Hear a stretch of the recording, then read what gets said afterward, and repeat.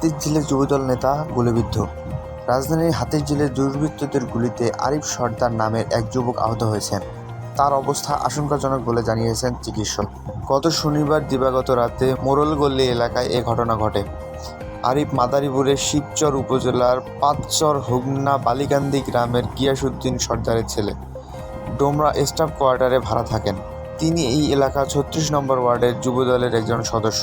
৩৬ নম্বর word যুবদলের সহসভাপতি রিপন মিয়া জানান, রাতে দুর্বৃত্তরা আরিফকে গুলি করে এবং ছুরিকাঘাত করে পালিয়ে যায়। তাকে উদ্ধার করে ঢাকা মেডিকেল কলেজ হাসপাতালে নেওয়া হয়েছে। তার মুখে ও মাথায় গুলি লেগেছে বলে জানিয়েছেন জরুরি বিভাগের দায়িত্বরত চিকিৎসক। গণমাধ্যমকে ঘটনার সত্যতা নিশ্চিত করেছেন তেজগাঁও বিভাগের সহকারী police commissioner OC Rabbani Hossain. তিনি বলেন, আহত ব্যক্তির অবস্থা আশঙ্কাজনক।